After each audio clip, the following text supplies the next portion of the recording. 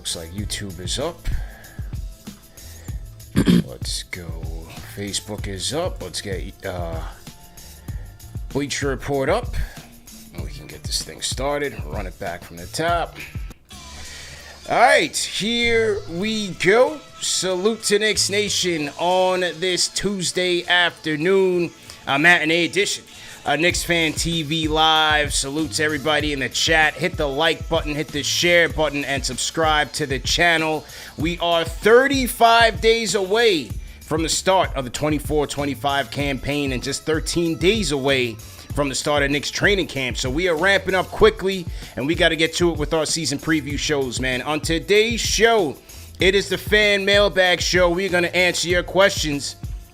And joining me today, returning to the show, is none other than a diehard Knicks fan, actor extraordinaire, and the co-host of the new Throwbacks podcast, Jerry Ferrara in the building, man. Jerry, welcome back to the show, man. How we feeling, man? First of all, thank you so much for having me, especially during these times where some New York football teams aren't so great. So to be able to come talk Knicks right now, this is probably the earliest I've talked Knicks in my life. Maybe, well, not my life, in the last 30 years.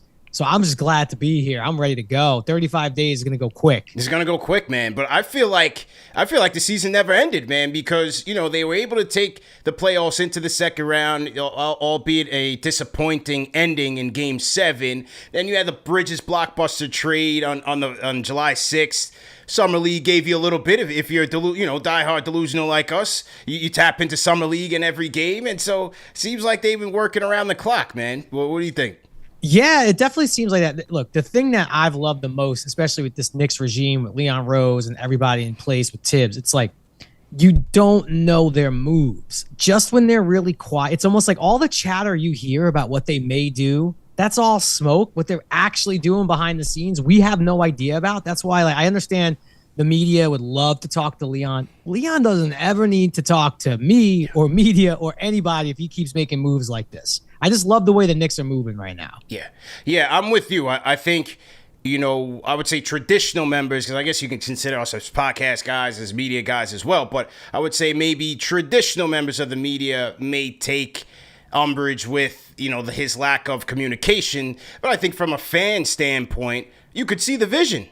The vision is clear. They're putting the steps in place. They're not mortgaging the future. They're not taking huge gambles where it's not needed. They're taking calculated steps to build a contender here. Yeah, and look, from my viewpoint, there certainly is no leaks, right? Like the Bridges thing seemed so far away for me that I thought maybe one day it would happen. I didn't think it would happen this soon.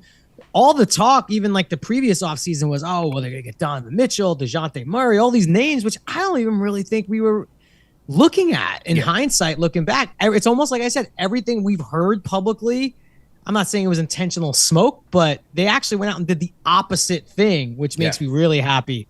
And I feel like I've seen a lot of the Knicks this offseason too. Brunson's been out there more, which is good. Because all that stuff of like, Knicks fans didn't vote. That's why he wasn't an all-star starter. That's like a fame vote. And I think now he has everything he needs going into next year on that level. Yeah, well, you know branding as well as anybody. And I feel like over the last year, he's done a tremendous job, him and his team, from the commercials to the podcast. You seen him last night on Monday Night Football. Didn't like that he was rocking an Eagles jersey, but that's his thing. That's your team. It is what it is. I didn't really like that too much. But, the fact is that they're doing a great job of really putting him out there. And now his star, in terms of, the branding side, is matching his game. So I think 100%. It's a perfect combination. Yeah, and I guess I do know a little bit about branding, but now all I'll say is, look, his team was playing on Monday Night Football. Great. You went there. That must have been a dream come true for him, right? Yeah. Now I want to see you go into the Bat Cave, go away for a little bit as we get closer 35 days out. Now I definitely want to see less of you out there. I want to see. I just don't want to hear anything now. I want to just get ready for opening night. Locked in and focused, man. Who's the non-Brunson Randle guy you're most looking forward to seeing this season? Non-Brunson Randle guy? What do you mean by that? Like who outside of Julius and Jalen, like your two pillars? Non-Brunson. So look, obviously, I'm very interested to see the Bridges fit and what happens with the rest of the lineups and rotations. As we know, it's going to be really interesting. Thibs, who doesn't play lots of guys, now has probably the deepest team he's ever had, maybe in his entire career, and definitely the deepest Knicks team we've seen since going back to the '90s. I do want to see. Look, more so than what player, I want to see the OG Brunson, Randle lineup with whether it's Josh Hart or Mikal and Mitch. I just want to see those guys because we had such a beautiful run, those however many games it was. So I guess the answer is OG back healthy. Yeah. But I really want to see that what we saw for whatever many games they were, it was dominance. And even when the Knicks have been good, even the year previous, it wasn't dominant. It was sweating it out. And I really want to see that lineup. And yeah, like who's the odd man, not odd man out, but whose minutes go up, whose minutes go down, and where it all shakes out. Yeah, I think that's definitely going to be interesting. And on the Thibs front, especially with the lineups, this was interesting that came out today. And shout out to our guy Ian Begley for sharing this. Thibs was interviewed on NBA.com by their senior writer. I'm just trying to pull this up. Salute to everybody in the chat. Hang tight. Do I have it here? Here we go. All right, so he was interviewed by Steve Ashburner in Chicago. I don't know if this was like during the pre-draft camp or whatever the case may be, but he had some interesting tidbits on Julius and how he's going to utilize him. And so I'm going to read some of this and let's react to it. He was asked about how he hopes to carry over last season's playoff success and exposure. And Thibs talked about the fact that he likes the versatility of this team, where we can play smaller at times because of OG's ability to guard big. He also said Julius and Josh Hart can guard big as well. Then he said, in regards to Julius, he said, because obviously the center position is going to be a question mark, Thibs says we will probably do it by committee. We'll look at some different things because we have versatility. We could see Julius more at the 5. I don't want to do that for long stretches. It would take its toll. But to have him for 10 to 15 minutes, I think he can do it well and create some offensive advantages. Your take on that? I love everything that Thibs said, and it just goes to show you Thibs can evolve. Everybody always all Knicks fans and even Bulls fans from the past got hard on Thibs because he's not malleable, right? He only plays his guys, and I think the opposite is true, especially with development of younger players like Miles McBride, to be a perfect example of taking a guy who is a second-round pick and developing him into a real rotational player. I love hearing it. I do agree, like maybe not long stretches because you still want rim protection. Rim protection is important, and that's what Hartenstein was so good at when Mitch went down. Look, the thing I'm most excited about is about having Randle back is the three-point shooting that he creates because, Brunson, who was getting a lot of catch-and-shoot threes while Randle was around, open catch-and-shoot threes, and he was shooting, I think, over 50% from three, and then those numbers dwindled down as it was more off the dribble, and he was the main creator. I just think there's going to be open three-point shooters all day long. So, yes, I do think we can do that. Everyone can guard bigger. Yeah, I look, to me, the thing that killed the Knicks last year was depth and health, right? Yeah. I'm fully confident, and I know Knicks fans get trolled for saying if we were healthy, we would have went to the Eastern Conference. To me, it's a foregone conclusion. If we were healthy, we were going to the Eastern Conference Finals. No disrespect to the Pacers, who had the best shooting performance in Game 7 I think I've ever seen in a playoff game. But health and depth now, I think, is and maintaining that for the regular season. He is going to have to go into that bench. And yeah, I think it's going to be less of Randle playing 38 minutes a game and Brunson playing 40 a game. I just think it's going to really try to be equal distribution of minutes going into the playoffs. Yeah. We kind of did run him into the ground a little bit, but it was out of necessity. For sure. And they were able to address that depth, I think, for the most part at certain positions, especially this season. But what I like about that is Thibs showing, like you said, his ability, his willingness to adapt. And that may be, that may have led to how the organization is going about handling the center rotation, because they haven't yet acted with a sense of desperation saying, we need another guy. Yes, they brought Precious back, which I thought was a necessity. You have Ariel Hukporti on the two-way deal. Maybe they give him some time to develop, but they haven't yet just used one of those conditional picks or anything like that to go get a guy. Maybe they go out there and address it at the trade deadline, but what it seems like, what Thibs is saying is that they won't necessarily be afraid to go small in certain circumstances where it kind of gives them advantages. And, you know, if you look around the league right now, I mean, let's say these guys are all going in healthy. First game of the season, I would be going with this. With Boston, no Porzingis. You got Horford out there. Behind him might be Xavier Tillman, might be Luke Cornett. I'd be going right at those guys with Randle at the 5. And look, how many teams last year had the luxury that the Knicks had, having 2 centers like Robinson and Hartenstein, right? That was a luxury. That was a strength. That was part of the Knicks' identity. So you look around the NBA, there's not a whole lot of teams that could either have Mitch or Ihart on the floor throughout the whole game. And obviously injuries factored into that. Losing Hartenstein, like I said, will be a big deal. But yeah, I just don't think that we have that luxury because we took that money and we spent it on OG and Bridges. So we clearly have a different identity, but I don't think it's going to be one that's going to be so different from what we did. If you look at how well, and I think what makes Thibs comfortable probably saying what he said was OG guarded Embiid during stretches and did a good job. You could say, all right, Embiid's on one knee or whatever. The guy still dropped 50 in the playoff game. And then, you know, next round, you look at what the Pacers brought. Look, Miles Turner obviously plays big. He's a great rim protector, but he was pretty much, and he had some thunderous dunks, but most of his damage was from the perimeter. Yeah. So I do think when you start looking around in the East, you can match up and go small with the fact that our wings are so big. So I loved everything I heard. And yeah, maybe they add something at the trade deadline. Maybe they don't, but we have lots of flexibility in that.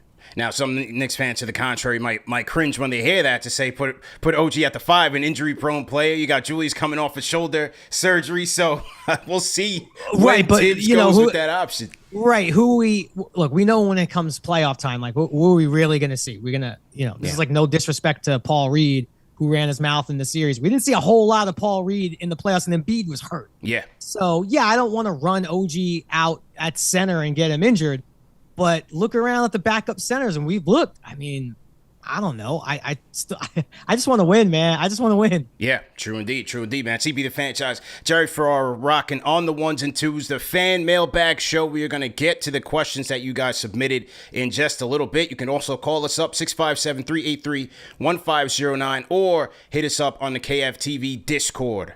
All right, Jerry. Next segment right now is called Worst Take, and on Worst Take, we react to some of the worst takes around the podcast sphere, and there are a lot out there. And one, Pat Beverly, who's never short on words, had an interesting comment about his top 5 power forwards. I don't know if you heard this yet. Maybe you're hearing it for the first time, but I'm going to play this. Okay. And then I want you to react to it on the other side. Here is the great Patrick Beverly from the Pat Bev podcast, his top 5 power forwards. Here we go. I want to know Pat Bev's New Amsterdam starting 5, top 5 power forwards in the league. Any order. Karl Anthony Towns, Draymond Green, Aaron Gordon. It's not a lot of forwards out there. You're missing the biggest one. Who the biggest one? You're in his country right now, and you play with him this Greek Freak, not a 4? Well, you didn't put him on your 5 list. He a 3. No, he's not. Greek Freak is the 3. Are you crazy? What? Chris Middleton, Dame Lillard, Greek Freak. What are you talking about? I put Greek in the same positions I put Wemby, Greek, Braun, KD. Positionless basketball. Can't say you're a 4 and you playing the point. But just because he's bringing the ball up, does that means he's a point? Just because he's 7 foot, does that make him a 4? But he is a 4. Call him now, bro. See if he gonna say I'm everything, Pat. Pat, I'm everything. 4 is not. The 4 is becoming instinct. Siakam's a 3. Siakam's not a 4. He's Zion. A 4. Zion's a 4. Banchero. He's a 3. Markkanen. Another one that I want to throw in there is Jaren Jackson. Ooh, he's a 4. Okay, I'm redoing my list. Karl Anthony Towns, Zion, Jaren Jackson, Lauri Markkanen, Draymond's definitely still got to be in there. All right, man. What do you think, man? That's a lot to unpack. I actually need a notebook to write down some stuff. Yeah. And look, first of all, he's played with these guys. So obviously I hear those names and knowing the type of player he is, he's clearly putting an emphasis on defense, maybe not with Towns so much, but you hear Draymond, who's still obviously a great player.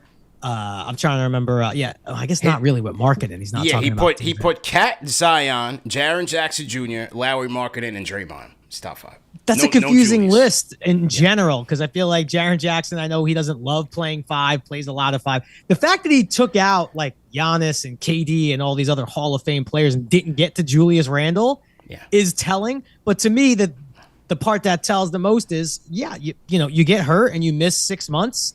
That's what happens. Guys forget. I hope Randall hears all this. We're doing a segment on my pod tomorrow about like bulletin board material. Yeah. And is that like a real thing? I'm going to ask Leinert, does that really happen in locker rooms? So, I hope Randall uses this as fuel. I mean, no disrespect to Jaren Jackson. I think he's a talented player. I'm taking Julius Randle 10 out of 10 times with his all-NBA appearances and basically walking 20 and 10.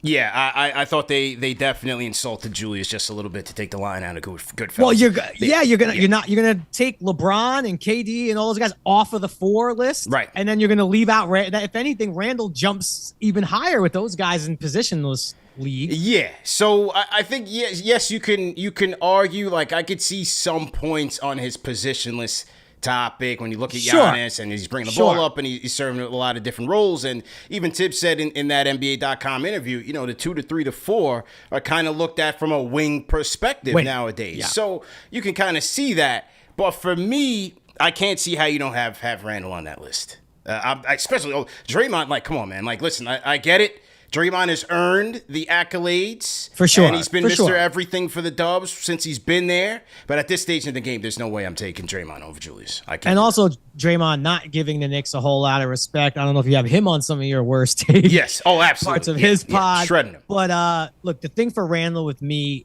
was obviously, the All-NBA stuff is fantastic. But once the OG trade happened, he did redefine his game a little bit. He became more of a playmaker. It was less shoot first.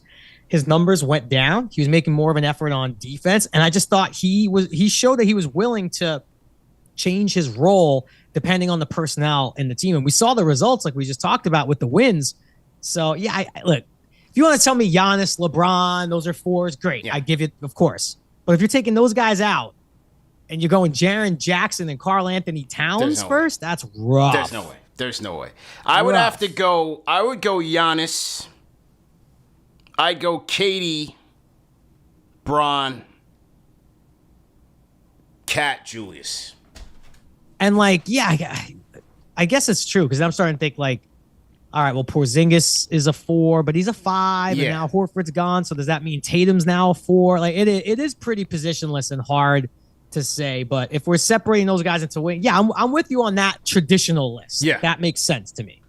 Absolutely, man. So the Julius slander continues, and like you said, hopefully it is bulletin board material for him going forward, man. We'll have to see. Yeah, because he was on his way to, I don't know if he would have made All-NBA second, but maybe All-NBA third team again. Yeah. So you can't say enough about what the guy's done since coming here, and people overlook it too much. Yeah, absolutely, and a third All-Star appearance, man. So he definitely can't sell him short. So gonna have to see what happens. Hopefully he's ready for the start of training camp, and hopefully definitely ready for the Celtics on opener night, because we are getting there. 35 days away from the opener. Okay. All right, man, let's get to the fan mailbag portion of the show. We asked, they delivered. Let's get to the first question. I'm just loading it up here. Okay, first question goes to our guy, KFTV Jalen. Shout out to Jalen, PM5 franchise channel member. And he says, dream finals matchup if the Knicks made it. Which realistic Western Conference contender would make it most interesting, and which one would scare you the most? So, look, first, the true answer is the dream is the Knicks making the finals, right? That's the dream. That's the dream part. I don't have a strong preference on who we play, but to answer the question and looking around in the West over what would be the most entertaining matchup versus the most competitive versus what gives the Knicks the most advantage. Look, I think Minnesota's coming, right? We all know that. I think it would be fun to see a healthy Minnesota and a healthy New York, and this way you could see a little Randall Towns, because I think Randall would eat Towns alive in a final situation. But yeah, I mean, Denver, is going to answer back. Denver's the matchup that scares me most. Yeah. Because if they are healthy, I think they ran into the worst matchup for themselves in the Western Conference last year. So I think they're coming. They're going to be there for sure. I think those are the two teams. I mean, it's hard to say, oh, I want to see OKC. There'd be too much emotion with Hartenstein there. Yeah. To me, that's the team to beat in the West right now. They're just the most complete team. But I go Minnesota 1, Denver 2, but they scare me the most. And then I think OKC has the most realistic shot. But it would be fun to see Dallas too. Brunson going up against the Mavericks and Luka. That would be a lot of fun as well. Yeah, I think that would be fun. I mean, storylines-wise, the old New York-LA matchup would obviously be a great storyline. Right. You know, Knicks getting another championship against the Lakers, number 3, but I don't think the Lakers have a shot. I just don't think, I don't think it can happen. Yeah, I don't think that's realistic. For me, exciting-wise, I think OKC. You know, that talented team with SGA, Hartenstein coming back. You got Jalen Williams probably taking another step up. Chet Holmgren. You know, that's kind of like my Western Conference NBA League Pass team. That's a team that I like to watch out That west. might be the scariest matchup for everybody. Yeah. Because with their additions to Caruso now over there, that might be the scariest matchup for any team in the East and West at this point, because they are a complete roster, and Hartenstein is going to be insanely good for that. If he does what he did with us, that could be the difference putting them over into the finals easily. That's what I think, man. I'm with you on Denver probably being the scariest because, like, I look at OKC and I think with us having Bridges and Anunoby, I think we have the two guys that can slow down SGA. Not stop, but just slow down the head of the snake, which could make things a little bit more difficult for an inexperienced team that doesn't necessarily have that established bona fide second all-star who can, you know, take over a game. Minnesota, while their defense is great and they're certainly coming, Towns and even Edwards still strike me as guys that will shrink in a big spot. And I think that would also give us a little bit of an advantage there, especially with Brunson kind of leading the way.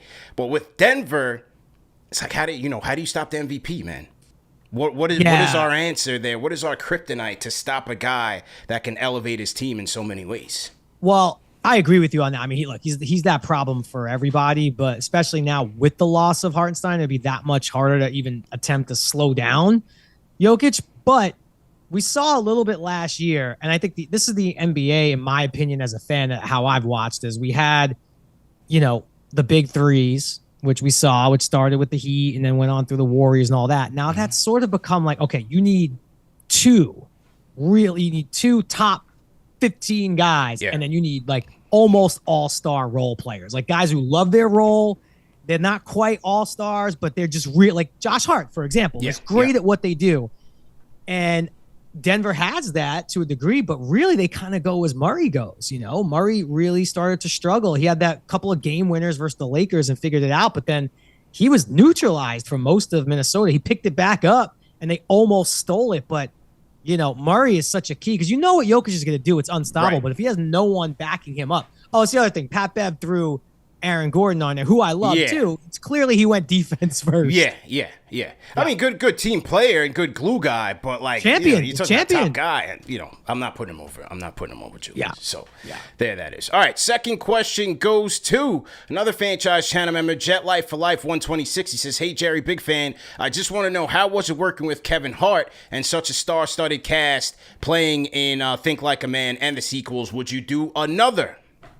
You know, I actually do think it would be a good time for Think Like a Man 3. We probably, all our characters will probably have kids, so it might be a little bit more of a family movie. Yeah. But I'll tell you, CP, too, like, that's the one that you talk about things that scare us as Knicks fans who we play. I was scared to do Think Like a Man 1 because, you know, I'm paired with Gabrielle Union, right? Now, I not only it has to be believable that she wants to be in a relationship with me, but also she wants to marry me, and I don't really know if I want to marry her. How am I going to pull this up? No one's going to believe that. Everyone's going to call BS on that. So going into it, I'm like, I'm set up to fail right here. Everyone's going to call BS. Yeah. But it was a dream come true. I feel like a lot of times with movies and TV shows, you do become a family. Not all the time, but a lot. And I do think we all became a family. Obviously, I've rooted for them. They root for me. And everyone's kind of gone on to do great things. Like, you know, you look at Kevin, who was already an amazing comic and his career was going great. But after Think Like a Man 1, which was a small movie that put up $100 million at the box office, he just he just went to the moon fast, you know? So, but everybody in that movie, Michael Ealy, Terrence J, I mean, Regina Hall is just like one of the funniest people I've ever met in my life. So if they call for Think Like a Man 3, I don't even think I need to see the script. I'm in sight unseen as long as everybody else is coming back. There you go. There you go, man. All right, the next question comes from KFTV Instagram, and it was in Spanish. So I had to dial it back from, I took Spanish up to senior year of high school, so I had to kind of dial it back and translate. But it's from Danny Ballestero on Instagram, and his question is, the Knicks, this is the best Knicks team since the Ewing days. What is their weakness? What is the weakness of this Knicks team? Well, obviously, health is always going to be the thing. So, but that's true for every team. So if you're looking at true on the court, to me, the weakness this year is there enough playing time to keep everybody happy, right? And it's a good one. I do think that can happen with some teams. You've seen players get frustrated because DiVincenzo, for example, had such a huge role. The guy had 11 threes in the playoff game, right? Like, he broke out and was probably the second or third best three-point shooter in the league. What happens to his minutes? Yeah. Miles McBride making huge plays in the playoffs. I'm counting on them to all stay locked. I do think that whether it's also the Nova connection and just what this team's been through with Thibs, they have a goal, and the goal is to get to the finals and win a championship. A lot of teams say that. Is it really true? Is every player bought in on that? Are you still trying to get your next contract or get your next whatever? I do think with this team, they will be okay. But if I had to pick a weakness, I would just wonder, is it going to take a while to get the rotations right? And is everyone going to feel good about their minutes and their roles? Because if you're winning, it's hiding a lot of things. But, Knicks go on a 4-game losing streak in February. Are we all saying, oh, this isn't going to work? We got too many guys. Someone has to go. I won't be saying that, but that's what every talking head show will lead off with. Yeah. So that's my fear about a weakness for this team. I think that's a very good one because, there's a lot to be made about, their chemistry off the court and Nova stuff and all that is nice. But it's a lot of guys who want the minutes and want to be able to showcase themselves. And like you said, DiVincenzo, classic example. He shined as a starting 2-guard for this team. Yeah. And now you have a guy who's going to eat a lot of those minutes. So how do you integrate him in there? How do you keep him happy? Thibs is going to have a tough job on his hands, no question about it. I definitely agree there. I'm going to go with also the center rotation. I think. Look, this Mook Morris thing, which is the most heralded training camp signing in all of the NBA history. Right, which I love. That was my guy, and I think he could definitely get that spot. But how do they handle that? God forbid Mitch goes down or he's not ready for the start of the season. How do they handle that at the backup 5 spot? I think the spotlight will be there, and then also, how do they handle? Last year their lack of a playmaking point guard off the bench was a bit of an issue. Is Deuce going to take another step up as a playmaker? Shooting, he was great. He was fantastic and much needed. But as a playmaker, is he going to fill that void? Is it Kolek? Is it Campaign? I think those non-Brunson minutes in terms of who facilitates or who generates half-court offense for them is going to be interesting to see. Yeah, and look, if you look at the history, and history does teach us a lot. It's not always correct, but everybody said with Deuce McBride, really solid defender, but guy can't shoot. So what is he going to amount to in the NBA? And he went out and he got himself a jumper, and a good one. He was in the 40s 3-point shooting most of the year. Yeah. Similarly, Kolek comes in. All right, but he's still a rookie, right? Thibs doesn't like rookies. The Knicks don't develop young. Well, they develop McBride. Randle got better every year since he's been here. So can Kolek be that guy? I mean, you want to talk about playmaking. I know we're just seeing college highlights and a lot of the Chris Brickley workouts over there. Yeah. But playmaking does not seem to be a problem, and it did not seem to be a problem in Summer League. So we'll see. I think he will get the minutes. So, history does say those guys will step up. I don't know if Campaign is it. I mean, he was definitely an annoying player in the Sixers series, right? One of those guys, man. He had some irrational confidence, and I can't say I was mad when he was shooting, but then he had some daggers. So, yeah. I think we have everything we need, but those are great concerns too, CP. I think those are spot on. No question, man. Next question, back to the Instagram. Jay Bushwick 08. His question is: with all these signings, do you think McBride or Mitch might be gone? #depth. What do you think? Great question. I don't think so. If I'm betting, I'm betting that this is pretty much the roster unless injuries happen or unless something crazy is happening at the center spot by the All-Star break. But no, I don't think anybody's got. I think if something were to happen, it was going to happen. I think we were going into this season knowing before tip-off this is going to be our team. Like once the Bridges thing happened and we did our signings, I think this is the team we're going to battle with. I don't really know on the like. If we trade Mitch, then we're trading him for another center, right? Because we clearly need a center. So who are we getting out there that's better fit for what we need with the Knicks that also isn't going to be, taking on too much money, essentially. So, no, I think everybody stays put. I don't think I can't say never with trades and depending on injuries and all that, but no, I think this is the team we're going to war with. Yeah, I think it's easy to look at those guys because from a salary standpoint and a ranking standpoint, those are some of the guys you put Precious also in that group that are the most tradable, right? You're not trading the Nova 4. Julius is a harder trade. Like you're not trading OG, you're not trading those guys. So those would be the likely candidates.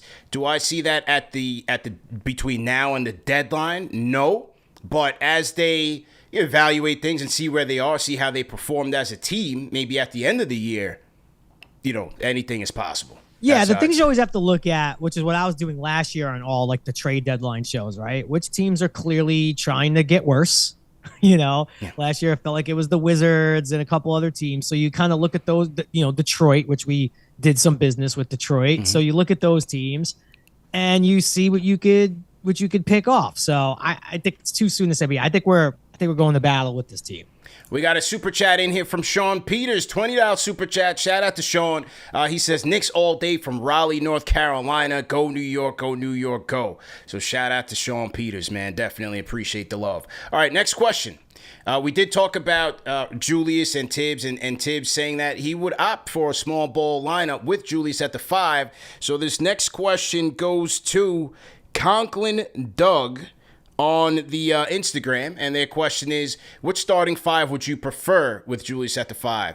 Brunson, Dante, McCall, OG, Julius, or Brunson, McCall, OG, Hart, Julius? He also mentioned Precious at the 5, but let's look at those two. Basically, are you adding in Dante, or are you adding in Hart in those lineups with Julius at the 5? So a few different variables there. My initial gut is always kind of going toward Josh Hart, just because the Josh Hart experience is one of my favorite things as a Knicks fan. Yeah. The dude plays so hard. He does so many different things. And we saw he can hit the 3 consistently enough to swing a series in a game.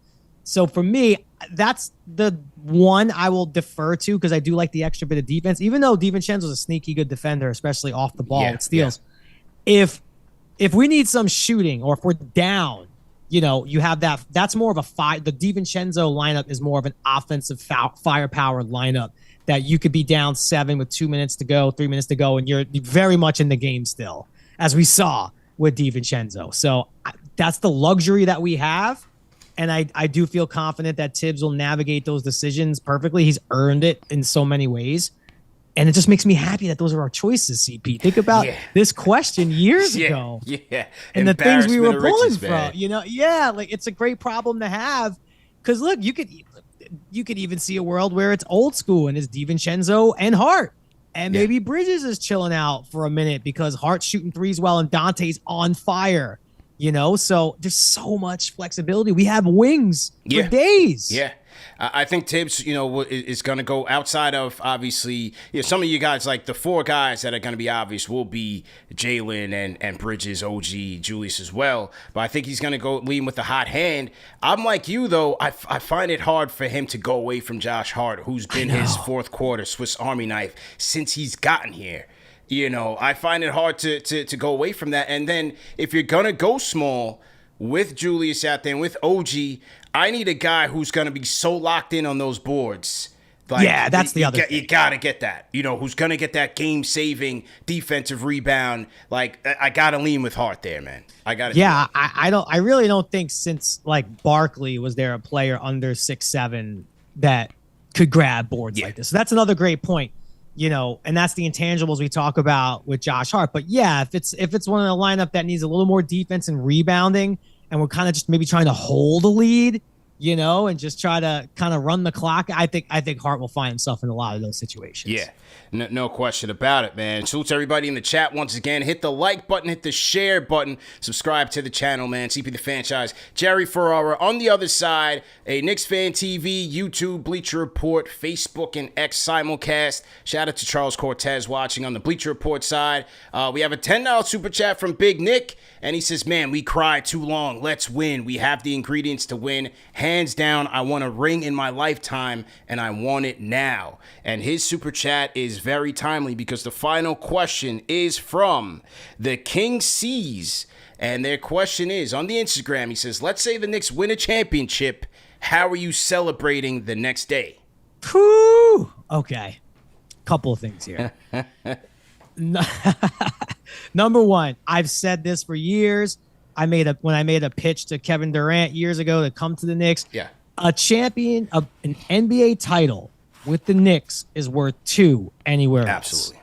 I just don't care what you go ahead. Go look at any other city. It's worth 2 anywhere else. Yeah. So bearing that in mind, not since in 1996, Yankees won the World Series, beat the Braves. I still am a big baseball fan, but to that point, I had not seen any Yankee championships. The Yankees were pretty bad throughout the 80s. The Knicks were good in the 90s. Rangers were good in the 90s.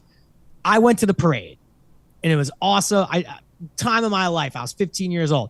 I have not been to a parade for any Yankees or Giants since, because it is crazy to go to a parade. And Knicks win the championship, I'm going to the parade. Yeah. I don't care. I'm dusting it off. 16-year-old me is going to pop back out. But that being said, not only will I go to the parade, but the thing that I will enjoy the most, it's what I found myself even with like the Giants, sitting back and just watching all the media talk about the Knicks and lose their minds that the Knicks won a championship. Just sitting back and just watching all the reactions of fathers crying with their sons I'm just going to sit back and take every second of that in. I'm going to listen to every damn podcast. I'm going to watch every damn talking head show. I'm definitely going to get drunk and tipsy for sure. Absolutely. 1,000%. And I didn't even win nothing. It's not even my championship. And I'm getting drunk and tipsy and I'm going to that damn parade because I don't think there will be anything like it with sports in New York than a Knicks ticker tape parade in Manhattan. There will be nothing like it. The last one I was at, I went to every Yankees one. I went to each of the Giants one of the 2000s. The last one was Yankees Phillies.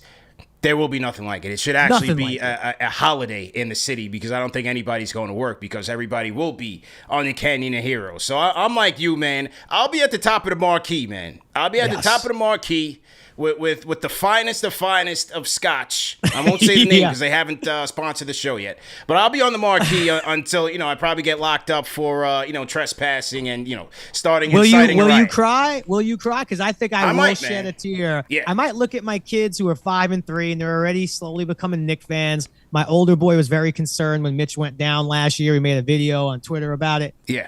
I might just look at them and be like, you little, you know what? You guys have, you guys 5 years in to your life and you got a ring. Do you know what your dad has been through? And the tear might come down right here. Yeah, I just might, man, because for me as a sports fan, that'll be the last. Like, that'll be the last piece to the puzzle. Saw the Rangers and Messier do it in 94. Yankees, we saw several, even though I would love to see some more. Giants, I saw enough, even though I'd love to see some more. We're a long way from prominence, man. Long way, but we still give them a pass for what they did against the Patriots. Absolutely. They get a pass. So this one, that would be the icing on the cake. And like you said, sitting back and watching, the generational fans, that would be great, man. The grandfathers, the fathers, and the kids that have gotten into this team. I think that would be great to witness. And the amount of trash I will talk on social media. Just like Sixers fans. I don't think we have many Sixers fans watching. Mute me now. Yeah. If they ever get to the fight, just pre-mute me because you will never hear the end of it. And I earned talking my trash. Absolutely, man. All right, let's take a quick phone call before we wrap up here. 908, what's your name? Where you calling in from? 908. Oh, you probably. I heard the phone like little something. Yeah. I was all excited to take a call. Come on, 908. All right, we'll give him some time to call back in there. All right, man. So we'll salute to everybody in the chat. Hit that thumbs up button for you boys. CP the franchise, Jerry Ferrara here. Jerry, tell us about the Throwbacks podcast, man. You and Matt Leinart, man, just launched. Yeah, it's a lot of fun. I started my podcast back in the day in 2012, so I've always respected the space, and it really came out of a love for sports radio. And obviously, we're going to talk basketball when the season kicks off. But I got paired with Leinart, who it's an interesting story because he won Heisman back in what was it, 03, 04. Yeah. I was out in LA shooting Entourage. We could have been friends back then in LA, and we became friends all these years later. And now he does the great Big Noon Kickoff on Fox with college football, and he's a dad now. Like me, there's just so much overlap. CP, I'm kind of using the pod to make a new friend. Is that weird? It gets harder when you're old to make a new friend. Yeah. So he's really great to pick his brain too about football. He's been through it all.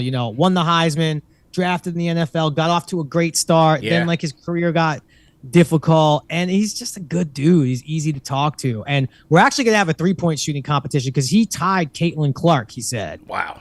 Okay. And I got video of his stroke. He's a lefty. I forget. He's 6'5". Yeah. It's like a cross between Mullen and Sam Perkins. Just like a little big smoothie behind the head kind of thing. From NBA 3, just like a little flick. I'm over here getting all my legs into it. So I think what he's gunning for is to bet. And if I lose, he wants me to wear a Sixers jersey. Oh. How do you feel about that? As a bet, a competitive bet. Obviously, I'm not a Sixers fan. He's trying to embarrass me. I wouldn't mind that. I think that doesn't hurt me reasonable. If I lose the 3-point contest. My one ask, tell me what you think, is I might say, all right, I'll wear the Sixers jersey. It's got to be throwback. It's got to be a Iverson or Iguodala. Iverson. Yeah. Iverson. Go I'm not putting on an Embiid jersey. No. That's a little too much. A little too rich for my blood. Iverson, that would be acceptable though. You know what I mean? Cool. That's definitely acceptable. I needed to check with the heart and soul of Knicks content. Yeah, man. You guys had Jake Glazer on last week. Who do you guys have on this week? This week, I think we got Rich Eisen. I know we're talking with Johnny Manziel. We're in full football mode. I don't think for 1 second I'm not going to work in hoops, and I cannot wait for the season because I have a lot of NBA guys lined up to come on and talk hoops. So, we're in full football mode right now. There we go, man. We'll definitely be tapped into that. Okay, I see 908 is back. Let's see if they're on. Let's see if they're ready. 908, are you there? What's your name? Where are you calling in from? 908. Going once? Bad cell service in 908. Bad cell service, man.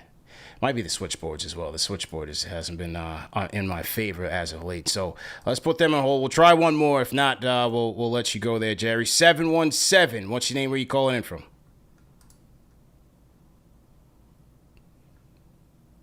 Do it. Yeah. We're going to have to blame the switchboards on this one. Yeah, we're going to have to blame the switchboards. I think the switchboards are having a little bit of an issue, but we're going to get that fixed up before the start of the season. But anyway, man, Jerry, definitely great show, man. Hopefully we'll have you back on once the season starts up. We'll get it cracking, but we definitely appreciate the time, man. No, please have me back. If you can't tell, there's nothing I love more than talking about these Knicks, and I cannot wait. This is the most anticipated season I've had since I don't even really remember. Yeah, so I think thanks for having me, dude. Man. Yeah, man. Probably, yeah, since 94, and then even after that lost, and I wanted to get back. So going into 95 was still no MJ. I thought for sure that was it. We know what happened there. But yeah, have me back because I'm going to be talking about it one way or another. Yes, sir. Appreciate it, man. Jerry Ferrara, ladies and gentlemen. Remember to hit the like button, hit the share button, and subscribe to the channel. Definitely appreciate Jerry for his time. Got to get the switchboard situated. The switchboard hasn't really been acting right, man. So we're going to get that sorted out. Anyway, CP the franchise here. Salute to everybody watching, wherever you guys are watching from. Bleacher Report, we're going to drop you guys off. Definitely appreciate you guys for tapping in. And on the Bleacher Report side, we will see you guys next week. On the YouTube side, all my franchise channel members, go ahead and leave me a comment in the chat. Let me know that you guys are in here. Also, remember to support our sponsors, fellas. Go to Mando, shopmando.com. Use our code KFTV for $5 off the starter pack. Mando whole body deodorant. Listen, man, some of you guys need it. You don't got to share any stories here, but some of you guys need that extra protection there, whether it's for your underarms, you got cheesy feet. Don't be out there caught lacking, man. There's a solution for all of your problems in today's day and age, and our guys at Mando have you covered. 72 hours of odor control. especially you New Yorkers. You're traveling, you're jumping on the Iron Horse, you're getting off, you're walking to work, walking back. By the time you get there, it's a little bit of a situation. So make sure you get in with our guys at Mando, and they will take care of you. $5 off on the starter pack. Use our code KFTV at shopmando.com. All right, man.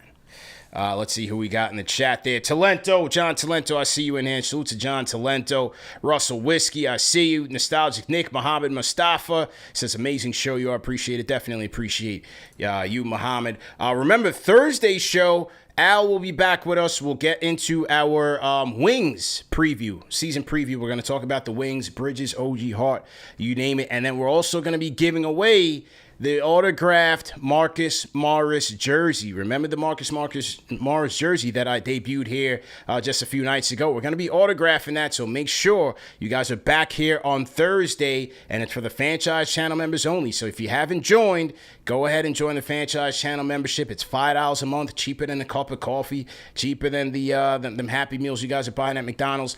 $5 for your Knicks fix and a chance to win a Marcus Morris jersey, and every month we give away something else. So it's our way of giving back to the fans.